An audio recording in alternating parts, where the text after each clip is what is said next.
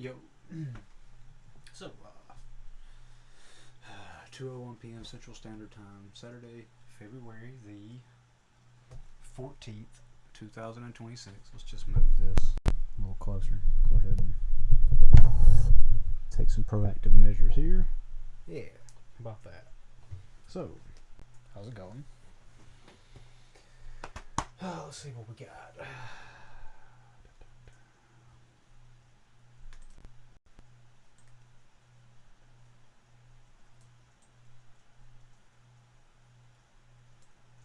Check out the new setup.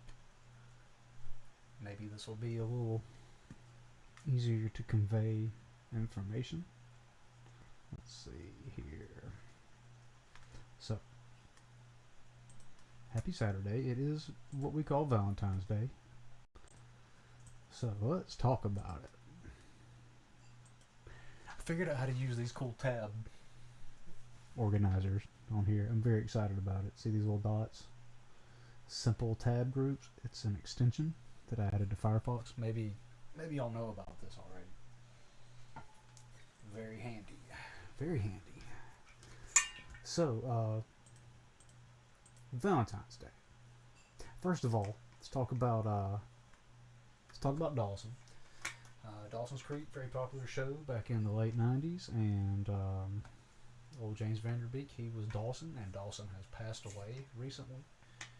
Due to, I thought this was notable because he passed away. Where did it say? Come on. Does it not say? Okay, well, he passed away from colorectal cancer, alright? And this is Catherine O'Hara, the mom from Home Alone. She also just passed away from colorectal cancer. Seems to be a lot of cancers going around. Condolences to their family. They seemed like cool people when I'd see them outside of their movie roles, you know, on TV and interviews. James Vanderbeek had 6 kids, so good on him. I'm sure she got a whole pile of kids too. Oh, she's got 2. Hey, that's enough. She's got 2 kids. Sorry for your loss. Let's see. We'll come back to these guys in a minute because I thought that it was worth mentioning because of the increase in cancers and blood clots and all that nonsense. All that stuff that's just on the rise, you know. For whatever reason, we don't know why. I don't know why. Now, Vanderbeek was in Varsity Blues. That was a good movie. Really enjoyed Varsity Blues. That was a good one. Let's see. We'll just go ahead and we're gonna X them out. We may not come back to them. If we do, we'll just pull them back up. So Valentine's Day. What is it and what are we doing? Valentine's Day, also called St. Valentine's Day or the Feast of St. Valentine, is celebrated annually on February the 14th. Originated as a Christian feast day honoring a martyr named Valentine. And through later folk traditions, it has also become a significant cultural, religious, and commercial celebration of romance, commitment, and love in many regions of the world. There are a number of martyrdom stories associated with various St. Valentines connected to February 14th. So presumably there are multiple individuals who composite together to make the St. Valentine legend, at least according to this. In the other research that I had while I was looking into this, it would appear that this is also, Valentine's Day is celebrated February 14th, but it's also celebrated July the 6th and apparently July the 30th. So, yeah. Let's see. He lived in the 3rd century. I believe they said 270 AD, which seems like way too far back to be having an accurate count. But here you go. Martyred in 269. Nice. And buried on the Via Flaminia Relatives of relics of Saint Valentine were kept in the church and catacombs of San Valentino in Rome, and this remained an important pilgrim site throughout the Middle Ages until the relics of Saint Valentine were transferred to the church of Santa Prassede during the pontificate of Nicholas IV. And the flower-crowned skull of Saint Valentine is exhibited in the Basilica of Santa Maria in Cosmedine, Rome. I don't understand the fascination with relics of the bone variety, pieces of people. I don't get it. No offense, Catholics. Do your thing, man. Do your thing. It just ain't for me. So Valentine, 3rd century AD. Alright? Let's shift gears for a minute. Who's Romulus and Remus? Well, Romulus and Remus, in Roman mythology, twin brothers whose story tells of the events that led to the founding of the city of Rome and the Roman kingdom of Romulus, following his fratricide of Remus. So Romulus, brother of Remus, fratricided, meaning killed his brother, his twin brother. Now the legend has it that these guys were found in a cave by a she-wolf, and they were raised by the she-wolf, and together with the she-wolf they survived until the falling out that they had. Obviously, it's very Cain and Abel-esque in that sense. Now let's see. The founding of Rome took place in 753 BC, which is a whole long time ago. That's like 2,700 years ago. 2,779 year ago. The earliest known written account of the myth is from the late 3rd century BC. So, 3rd century BC is the first written account of Romulus and Remus, the brother and founder of the city of Rome and the Roman kingdom, later the Roman Empire, and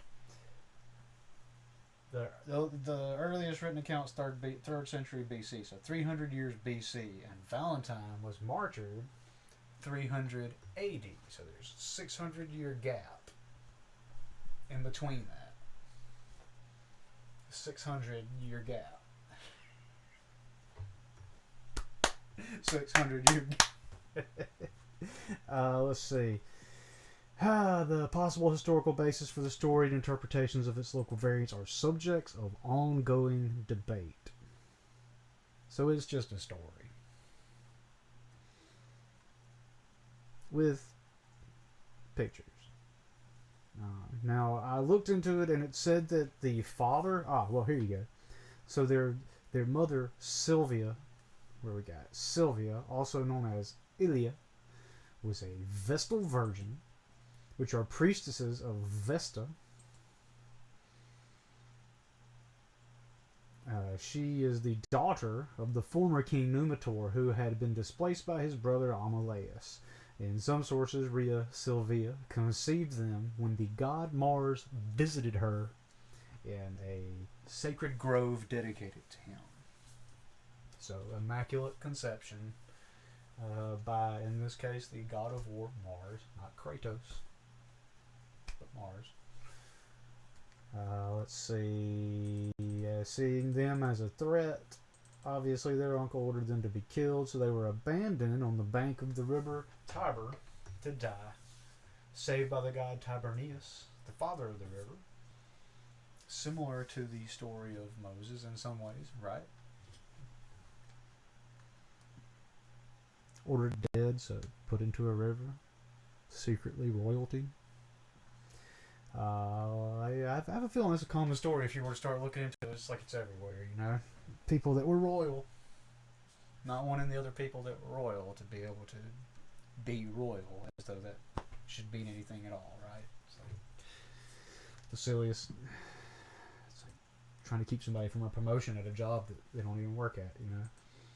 So, Romulus and Remus, saved by this wolf, okay? Saved by this wolf, a she-wolf. Now, the word for wolf in Latin is lupus. Okay? And the word for the ancient Valentine's festival of the Romans is lupercalia. Lupercalia took place between February 13th and February 15th annually in the Empire of Rome. It was intended to celebrate. It was a pastoral festival. So one of the shepherds for farming, breeding animals and growing food and stuff. This was sort of the opposite end of the harvest festival. And Lupercalia was celebrated annually on February 15th, but it goes from 13th to 15th, but the big culmination is the 15th, to promote health and fertility. Lupercalia is also known as Dies Februatus, after the purification instruments called Februa, the basis for the month named Februarius, or as we call it, February. Yeah. So the Februas are pieces of strips of leather taken from the sacrificed livestock, the goats or sheep, and they cut the strips and they'd stretch them down and they'd thong them up, braid them, and then they'd whip people with them. And that's how they would Februia you. They kind of bonk you with the whip. And it was made from the hide of the sacrificial animals. The sacrificial animals. The sacrificial animals. I hate that so much. Let's see. It was also known as Februatus and gave its name variously as epithet to Juno, Februalius, Februuto, in her role as patron deity of that month, to a supposed purification deity called Februarius, and to February means mensis Februarius. Menses? Alright, so like a period. The month, okay, it's the month. The month of Februarius, which the festival occurred. Ovid connects Februario to an Etruscan word for purging. Interesting. So there is purge symbolism also associated with February. So we've got celebration. Now this here kind of says it was celebrated annually to purify the city, right? But what did they do? They did sacrifices of goats and a dog by the Luperci, who are the guys that were in charge of it, I suppose. Offering of cakes by the Vestals. Fertility rite, in which the goatskin-clad Luperci strike women who wish to conceive. Interesting. So, here we go. Here's an interesting one. It's a wolf festival, the Arcadian Lycaea. The ancient Greek festival of the Arcadian Lycaea, a wolf festival. And the worship of Lycaean Pan, assumed to be a Greek equivalent to Faunus, as instituted by Evander. Justin describes a cult image of the Lycaean god, whom the Greeks call Pan and the Romans Lupercus, as nude, save for a goatskin girdle. I think it's worth pointing out that there are some groups that wear a goatskin girdle as part of their ceremonial, part of the get-up. I'm sure there's lots of them, but I noticed this as well. Okay, so Lupercalia. All right, so hang on, let's just back it up. Let's go down to 10,000 feet, and we'll come back up to the 50,000 foot view. All right, so Valentine's Day, celebrated for Saint Valentine's on the celebration of his martyrdom of his death, February 14th, right? So he's the patron saint of courting couples and epilepsy, and maybe goat herding or something like that. Kind of weird. Epilepsy, right? Did they have epilepsy? Did they know what epilepsy was back then? But either way, February 14th, day they celebrate Valentine, patron saint of courtly love. February 13th through February 15th is the ancient Roman celebration of lupercalia, which is a ritual for the prosperity and fertility of the kingdom, and it's named after lupus, the word for wolf, in celebration of Romulus and his brother Remus, who was killed, but Romulus started the Roman kingdom. So Valentine's Day is the 14th, lupercalia 13 to 15. Now here we have a breakdown of the name of lupercalia that points it towards a festival of the Arcadian Lycaea, right? Now a lichen is, we all know the lichens, the werewolves, right? And Professor Lupin is lupus, it's right there. Lupus. Anyways, it's right there. Guy's a werewolf, his name's Lupin, right? And a lupus is the word for wolf. And lupercalia, again, the Arcadian Lycaea, right? The worship of Lycaean Pan, assumed to be the equivalent of Faunus. Now, Faunus is like the rustic god of the forest. So think about deer and forest animals, right? It's like Pan, you know, with the little flute, but the Roman version. So Faunus, like a deer, is a faun. Now, Faunus could also look like. Just give me 1 second, ladies and gentlemen. 1 second. 1 second, please. 1 second, please, ladies and gentlemen. Cernunos.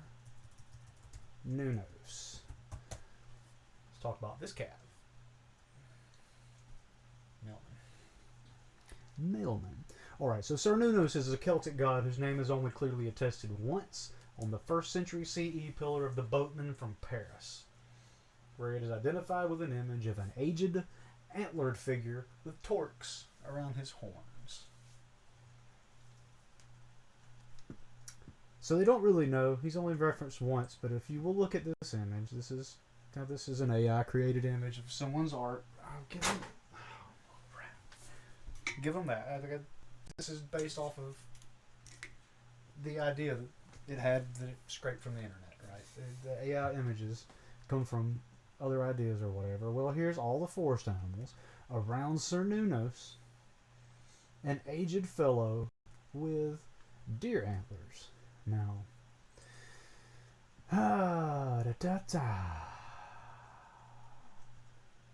Lycaean Pan, Faunus, Cernunos. They don't know much about Cernunos, but he looks like if he had a little pan flute in his hands. I mean, he could be grown-up Pan, you know. He's got the antlers. He's got deer and other forest animals around him. Cernunos, Faunus, Pan, lupercalia.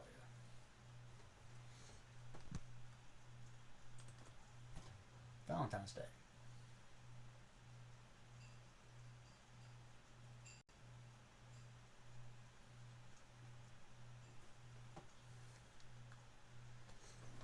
Like so many things, it's got multiple layers.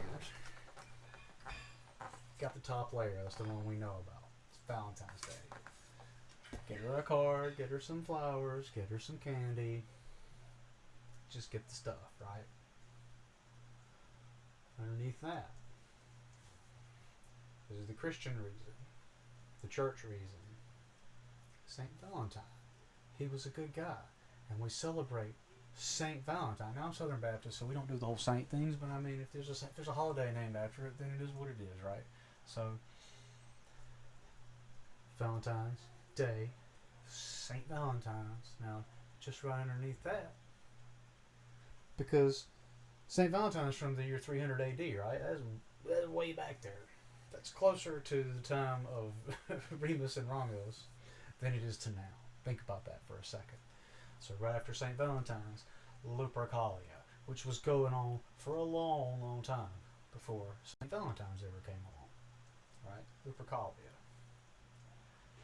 Now below lupercalia, Even older would be the celebrations of the Arcadian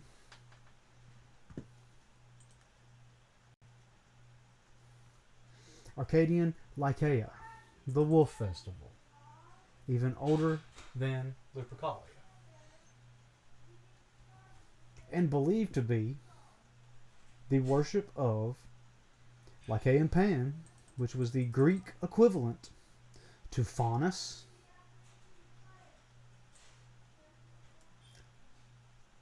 Lupercus, who is Faunus, and who is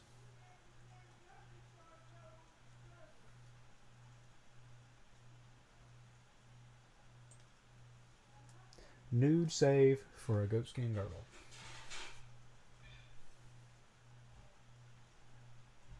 Now, all that being said,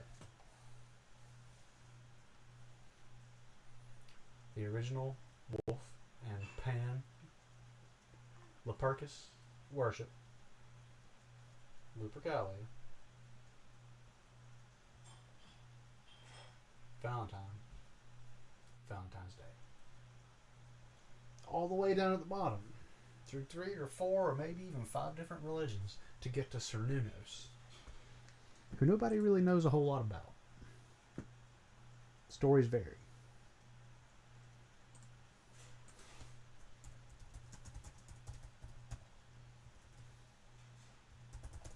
However,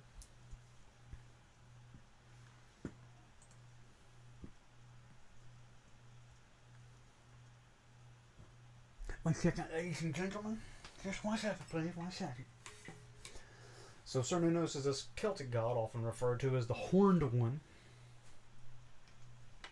associated with nature, fertility, and wild animals. Now, Lupercalia is the celebration of 2 boys raised by a wolf in nature.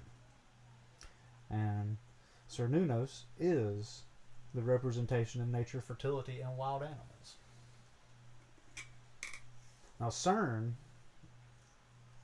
it is here in this explanation, and I don't follow this explanation. There's way more connections. There are people that connect it better than me, like Enter the Stars and Logic for Authority. They can connect what Woodward TV can connect. Cernunos and CERN, and have already a lot better than I can. But this is the surface level of, if you type this in just like I did, this is what you will see. That it's believed to be related because of the word for horn.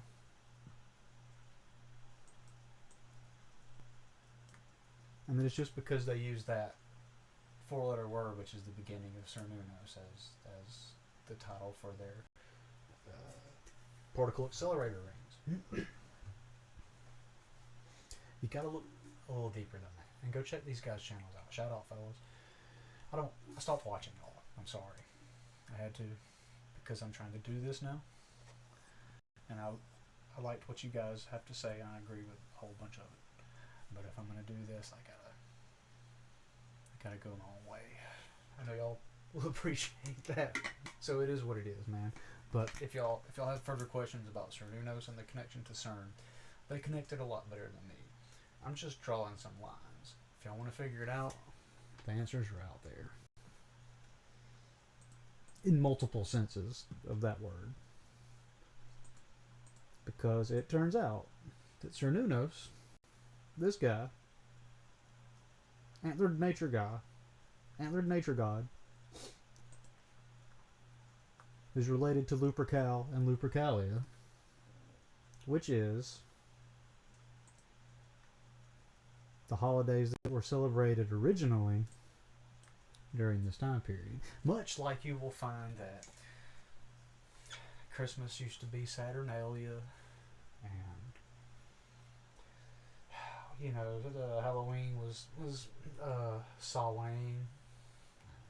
Thanksgiving was probably something else too. We got layers upon layers of stuff, and it's kind of like when they repaved the roads, or like if you've ever went into a place, a house, and you pulled up the linoleum floor, and there was another layer of linoleum floor under there, and you pulled up that layer of linoleum, and then underneath there was like some hardwood, because multiple people had put stuff on top of that, and just put the table back on top of it, you know?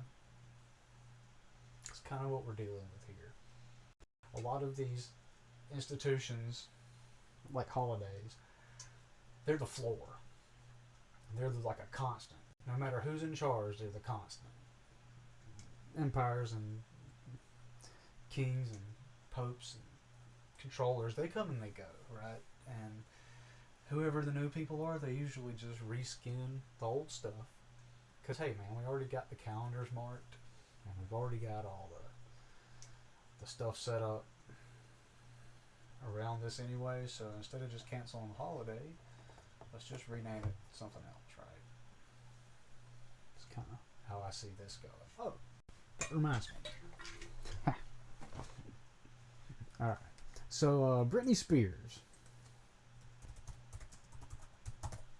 Britney Spears just sold the rights to all of her music for $200 million to an agency called Primary Wave. Alright? Now, Primary Wave has bought a whole lot of people's rights to their music. $200 million is a pretty good chunk of change. Besides the fact that she just got emancipated last year, and she's my age. She's like 2 weeks older than me or something. So, I understand what it'd be like if you were 44 and you got hit with $200 million. Except for, that's not going to happen to me. But, I mean, like, I get it. If you went from you weren't emancipated and now the world's your oyster, it's a big step for her. So, to whatever degree that is all a legitimate thing and not just a news thing, then, hey, props, man. Shout out, Britney. Now, she sold her stuff to these folks, Primary Wave. These guys own the rights to the Doors. Music, album sales, ticket sales, t-shirts, their rights to their photographic likeness or something like that. Like, they make all the money off of the Doors, you know? So, I wonder if they got any of Rush's stuff. Not the band, but, you know, talk show host, Rush. And, let's see, do they got, let's just take a look here. This was very, very interesting to me because it showed, yeah, see, they also did a similar deal with Justin Bieber in 2022. So, congratulations, guys. I mean, musicians get the short end of the stick like almost every time. So, just if you just ever come out ahead one time, congratulations. Now, Britney Spears brings me to this, and about the renaming and reskinning of holidays. All right, so just bear with me for a second. 1 second, ladies and gentlemen. Just 1 second, please. Britney. Yeah, there it is. So, several years ago, there was an episode. Oh my God, it was so long ago. It was almost 20 years ago. Alright. So, March 19th, 2008, South Park airs an episode called Britney's New Look. It was episode 2 of season 12. And, so in this episode, Britney Spears had a public meltdown where she shaved her head in a store or something like that. Now, in this episode, she had a meltdown. And she shaved her head in a different way. A very high velocity way. As you can see. And, alright. And after she shaved her head, this is what was left. And she started making more songs. Stuff like that. Very popular. And at the end of the episode, the paparazzi chased her down with cameras. What was left of her, you know, from the mouth down. They chased her down, and they circled her and surrounded her, and they took pictures of what was left until she kind of curled up at her feet on the ground and just died. So the paparazzi sacrificed her through the photographs, through the taking of the pictures. And there were some members of the town that the episode kind of shifted into like a Children of the Corn situation. And the old fella in the overalls, he reminded me of the guy from Pet Sematary, but he could have been in Children of the Corn. he said something about the corn growing good because of the blood sacrifice there, and it made me think about the reskinning of holidays.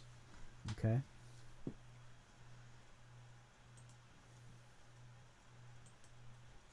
And how this was a fertility ritual for that town, right? And this came out in March of that year.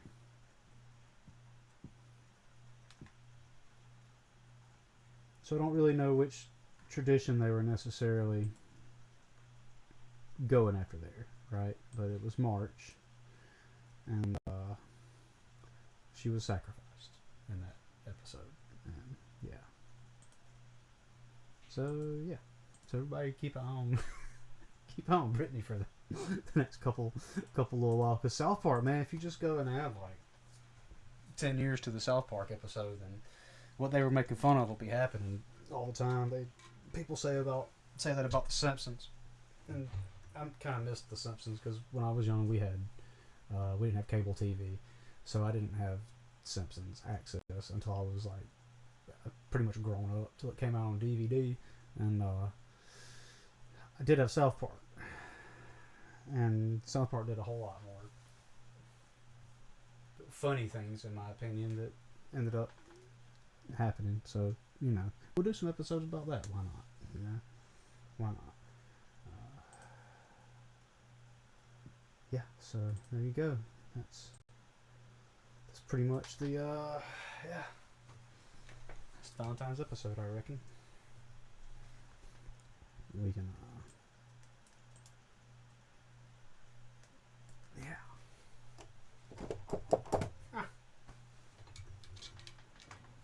well, piano turned off, so we'll just do a little bit of this.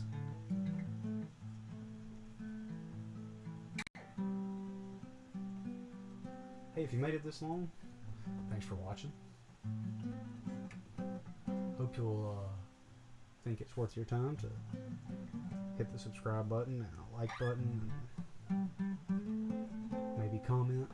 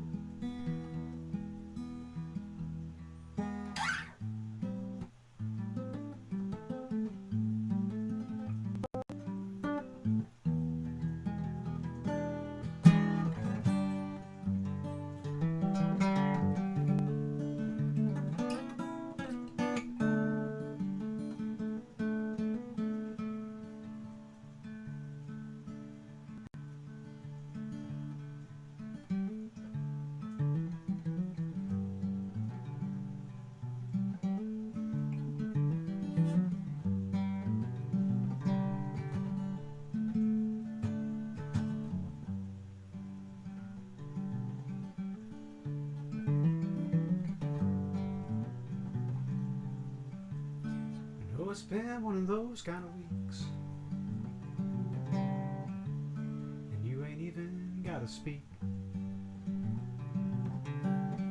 Just pull up a chair and have a seat,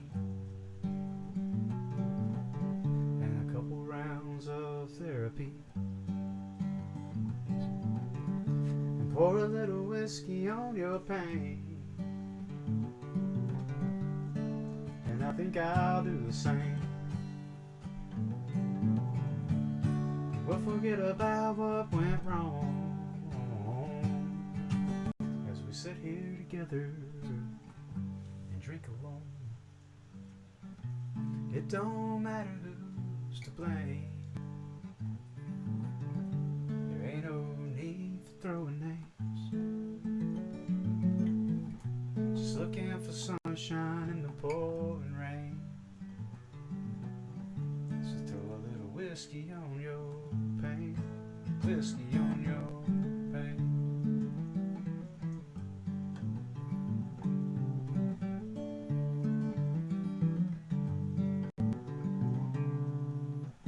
Well, life is hard and I can sympathize,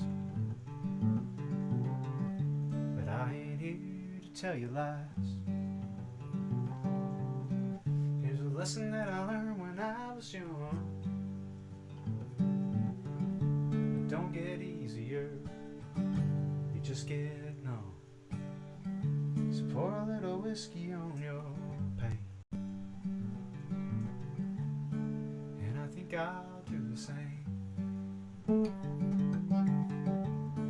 we'll forget about what went wrong while we sit here together, drink alone. And it don't matter who's to blame. There ain't no need for throwing names. Just looking for sunshine in the pouring rain. So pour a little whiskey on your pain.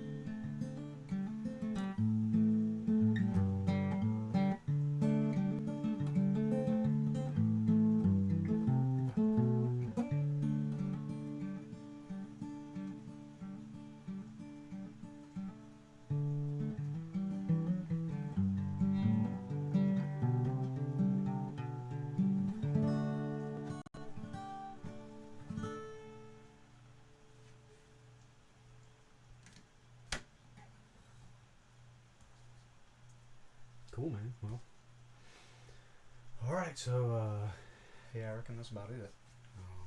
About all I got. Happy Saturday, and, yeah, happy lupercalia. Peace.